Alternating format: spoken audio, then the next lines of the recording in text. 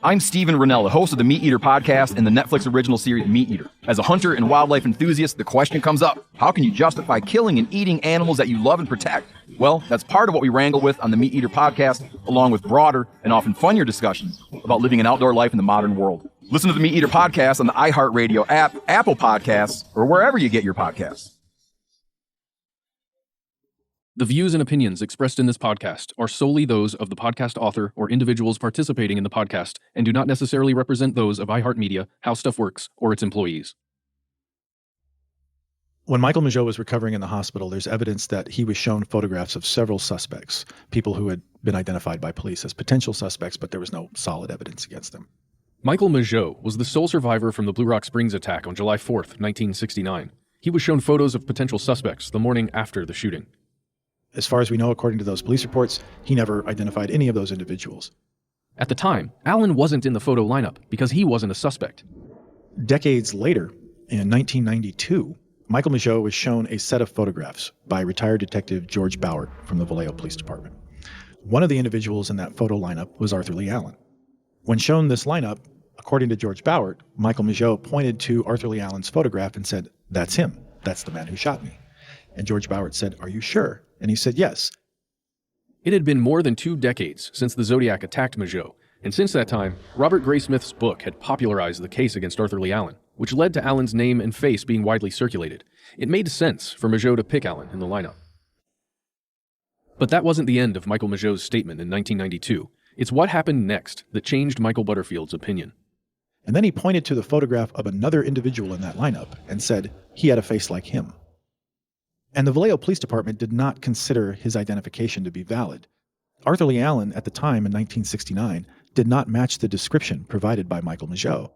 And that's sort of when I woke up to that phenomenon, that every time you're hearing about the Zodiac case, it's in the prism of someone's theory. It's not the facts, and they're tailoring those facts to suit their theory. It's also why Michael Butterfield began to doubt Graysmith's account of events. There was a period of time where I was really impressed with that book and thought that was the whole story. And then over a short period of time, I started to realize there was a lot more to that story than that book. Butterfield doesn't think Arthur Lee Allen is the killer. And so over a period of years, I realized that the story that you hear about the Zodiac case is not the real story. And as you examine the facts, that story starts to disintegrate. And behind it is this other story, which is much more interesting. It's the true story of what happened. But that's not often what you hear in public. A man in a mask robbed, tied, and stabbed them, leaving them for dead. Subject stated, "I want to report a murder." No, a double murder. I did it. A man who wore a medieval-style executioner's hood, carried a knife and gun, and intended to use them. They haven't arrested me because they can't prove a thing. I'm not the damn Zodiac. Who is the Zodiac, and where is he? From iHeartRadio, How Stuff Works, and Tenderfoot TV, this is Monster, the Zodiac Killer. It seemed as if the odds were stacked against Arthur Lee Allen. His home had been searched over multiple occasions, over decades of time. He had been harassed by investigators and reporters nearly his entire life, but almost all the evidence against Arthur Lee Allen was circumstantial. The timing of the last letters, the odd items found inside his home, his Zodiac watch.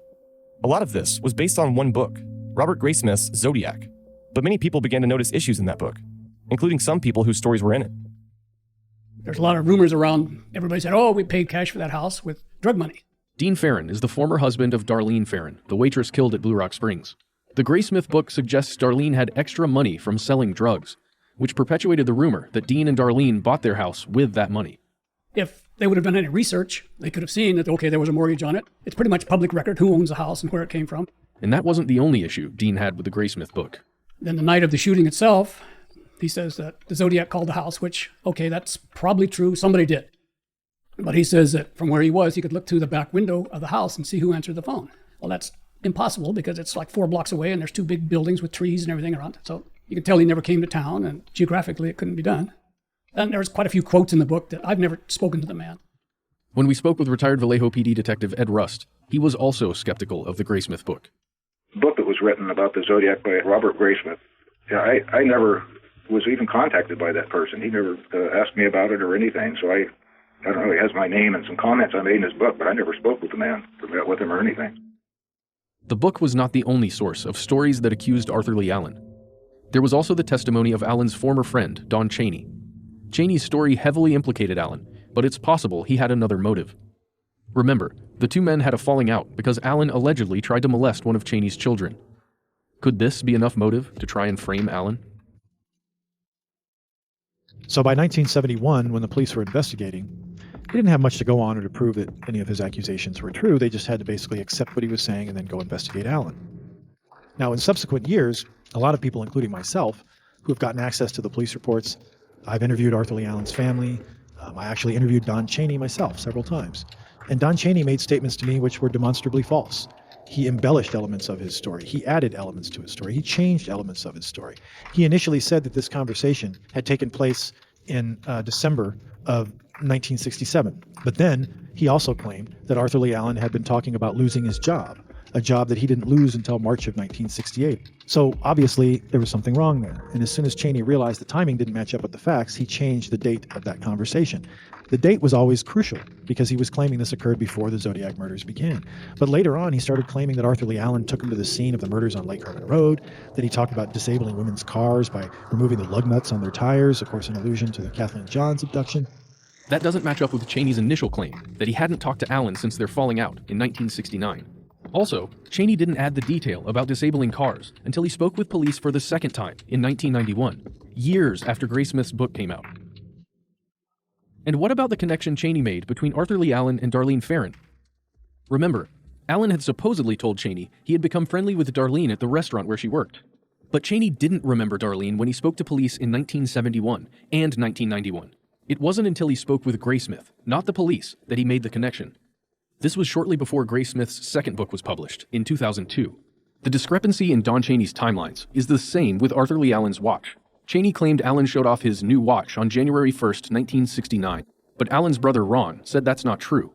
Ron claimed their mother gave Allen that watch for Christmas in 1967, the year before. But Cheney originally didn't tell this to police. Again, it wasn't until years after the 1986 Zodiac book was published that Cheney supposedly remembered this story. So there's some serious problems with Don Cheney and his credibility, and he's the foundation for all of this. I was forced to conclude that Don Cheney was not truthful, and that wasn't because I don't like Allen as a suspect or because I just didn't want to believe him. It's because that's what the facts indicate. That, coupled with the accumulated effect of years of misinformation and propaganda, combined into this horrible situation for Arthur Lee Allen, where now most people were convinced of his guilt, but the information used to convince them was usually not the truth. I've often thought about what must have happened when the book Zodiac came out, and it said that Arthur Lee Allen's family believed that he was the Zodiac and had reported him to police. That was not true. Arthur Lee Allen's family never suspected that he was the Zodiac. They never reported him to police. But can you imagine the problems that created in his family? If you think about something like Occam's razor was the most logical explanation, the explanation with the least unnecessary parts, then the most likely explanation is that Arthur Lee Allen was not the Zodiac, and that the reason most people think he is the Zodiac is because of that book and then the film adaptation by David Fincher in 2007, which also altered some facts to make Allen look more guilty than the facts would permit. So at the end of the day, Arthur Lee Allen is probably the best known Zodiac suspect. He's probably someone that many people still believe is guilty, but the facts tell a very different story.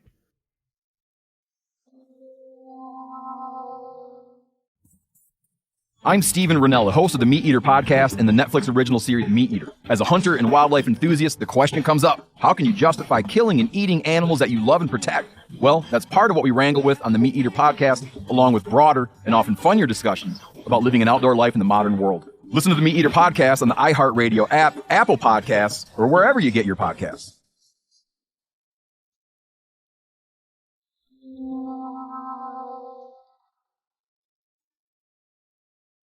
One glaring irregularity in the case against Arthur Lee Allen was the witness description.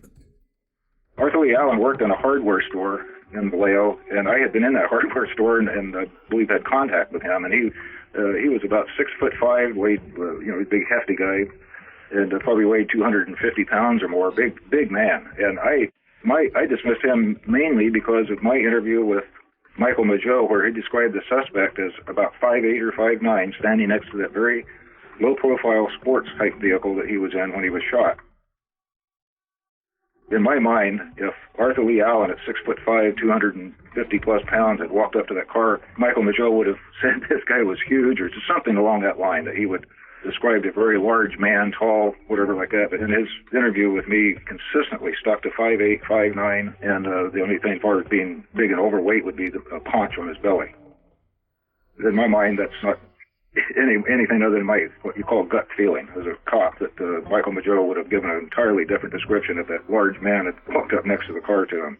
But if it had been Arthur Lee Allen, I think it would have been a much different physical description, at least in height and weight. Allen's height and weight weren't the only physical descriptions that didn't add up. Brian Hartnell, the survivor from Lake Berryessa, did say Allen could possibly be the Zodiac, but Hartnell also admits the Zodiac's size could have been dependent on whether or not the jacket he was wearing was lined or unlined. Hartnell said if the killer was wearing a lined jacket, he could have been a thin man. Again, Hartnell's description didn't match the 6-foot, 250-pound man that was Allen. But there's a third factor that stands out here. Hartnell said when the Zodiac turned his head, he saw some of the man's hair, and it was brown. Arthur Lee Allen was balding. But it wasn't only victims who said that Allen didn't match the Zodiac's description. It's also interesting to note that Don Falk, the police officer who reportedly saw the Zodiac at the scene of the last known murder, said that Arthur Lee Allen didn't match the description of the man he saw. Don Falk described the Zodiac as a white male adult in his early 40s, 5'8", heavy build, reddish blonde crew cut, and wearing glasses. Again, the description doesn't match Allen's height or weight, and in all three cases, not one witness mentioned the Zodiac as balding. Mageau wasn't the only person in 1992 to be shown a photographic lineup. Kathleen Johns, the woman who claims the Zodiac attempted to kidnap her, was also shown photos of possible suspects. But Johns didn't pick Allen. She chose someone else. The eyewitness accounts of the Zodiac didn't match Arthur Lee Allen, but there was another major factor that also didn't add up: his handwriting. My name is Susan Morton. I am retired from the San Francisco Police Crime Laboratory, where I served for some years as their forensic document examiner. A forensic document examiner uses scientific processes to study documents from crime scenes. Examiners not only compare handwriting, but they can also tell where the material came from and if the document has been altered.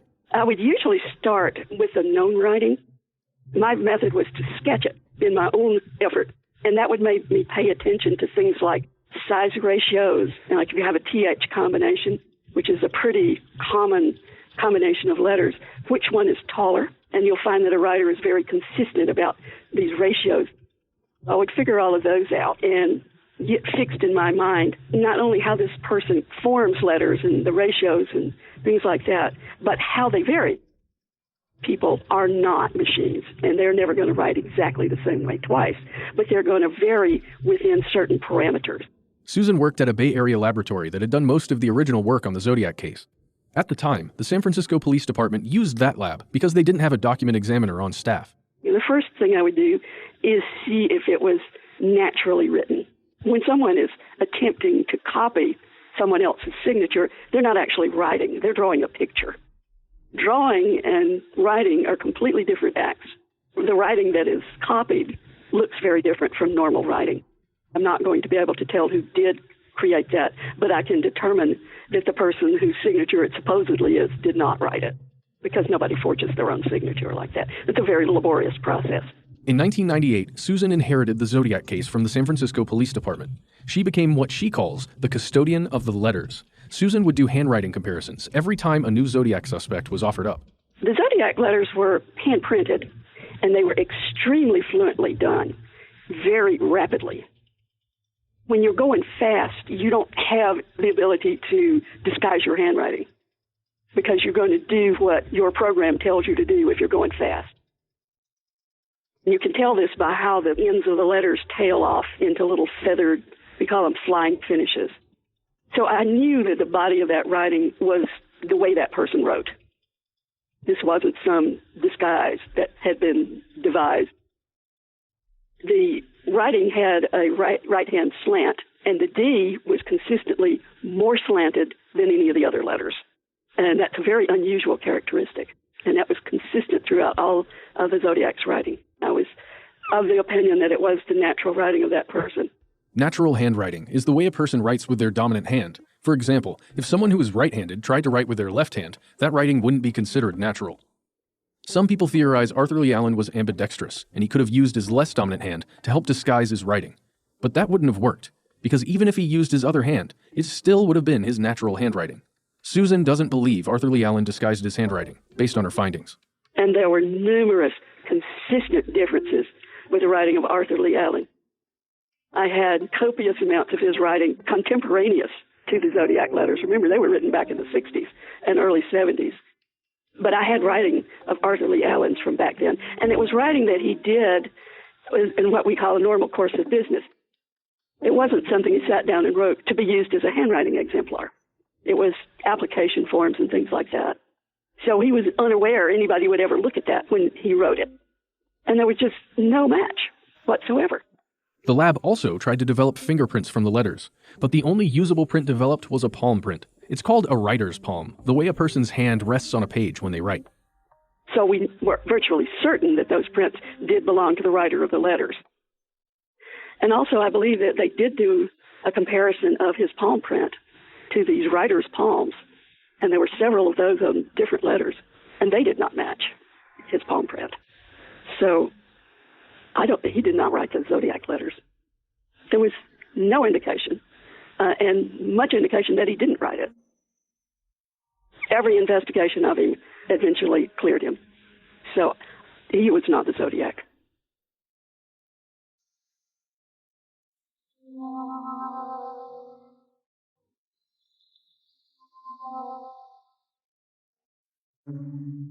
When Arthur Lee Allen was first questioned in October of 1969, he thought it made him seem important. For the first time, maybe, instead of being viewed as some pathetic child molester, now he was being viewed as one of the most brilliant master criminals in history. And it appears that he may have bragged about that and may have talked about that. At least Arthur Lee Allen's family thought that at first he enjoyed that kind of attention, and then it backfired. They took a lot of my tapes. They took samples of my handwriting. And then it became permanent. And it became a cloud, a shadow that followed him for the rest of his life. I've never been known for good luck, and I guess this is pretty much living proof of it. I couldn't murder anyone. But if you put yourself in his shoes, most people wouldn't want to be accused of murder. And if they were going to be accused of murder, at least do it with the facts. Don't use fiction to accuse somebody. Two types of liars in the world, fishermen and policemen, and not necessarily in that order. So it's got to be a really terrible place to be, to know that there's a book out there that claims you're the Zodiac, and people believe it. And while at first you might be tempted to play along and say, yeah, well, maybe I am the Zodiac or whatever, then it becomes a ball and chain that you cannot escape. I'm not the Zodiac killer. I know that. I know that deep in my soul.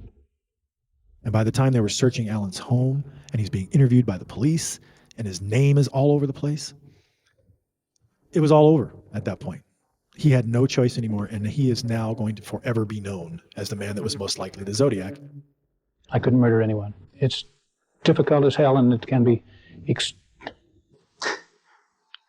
can be terribly depressing. And if I deserved any of it, that would be something different, but I don't.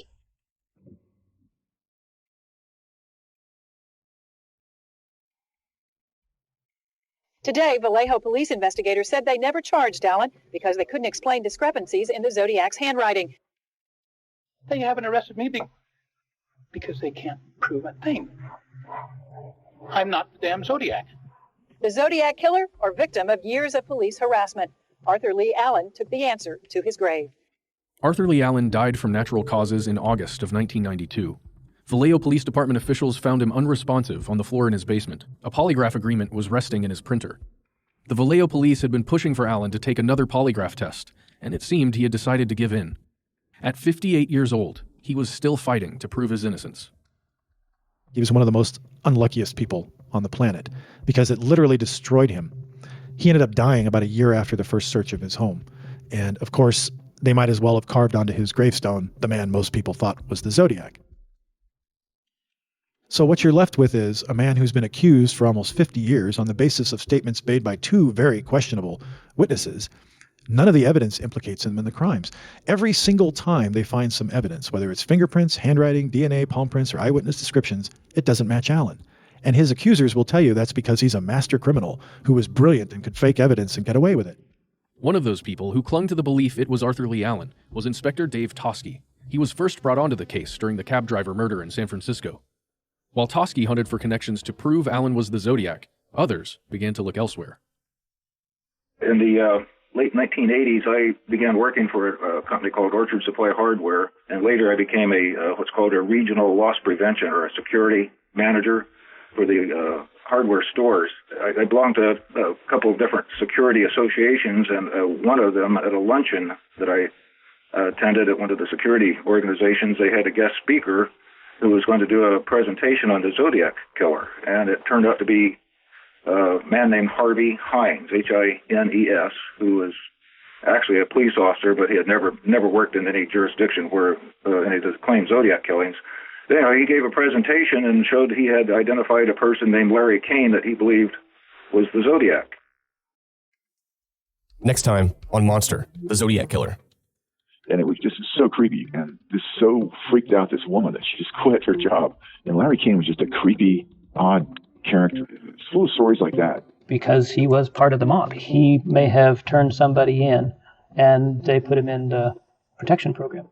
For the last 9 years, the Zodiac investigation has been headed by Homicide Inspector David Tusky. I have always felt a gut feeling that he was not dead and that he was out there somewhere and that he would communicate. There is no official police clamp on Inspector Tusky talking with the media. That matter is entirely up to him. It went off like a flash. Oh my goodness, that definitely looks like Zodiac. So we want to just make some advancements, and get something major. I think I've come up with something major. It's an interesting bit of information that nobody knew about before, and I think we're 50 years into it. It's time to solve the case. Monster, the Zodiac Killer, is a 15-episode podcast produced by iHeartRadio, How Stuff Works, and Tenderfoot TV. Donald Albright and I are executive producers on behalf of Tenderfoot TV, alongside producers Meredith Stedman, Mason Lindsay, and Christina Dana. Jason Hope is executive producer on behalf of How Stuff Works, along with producers Trevor Young, Miranda Hawkins, Ben Kubrick, and Josh Thane. Scott Benjamin provides additional voice talent. Matt Frederick is our host. Original music is by Makeup and Vanity Set. If you haven't already, make sure to check out the first season of Monster, called Atlanta Monster, about the Atlanta child murders from the late 70s to the early 80s. Download the 10-episode season right now. Have questions or comments? Email us at monster@howstuffworks.com, or you can call us at 1-833-285-6667. Thanks for listening.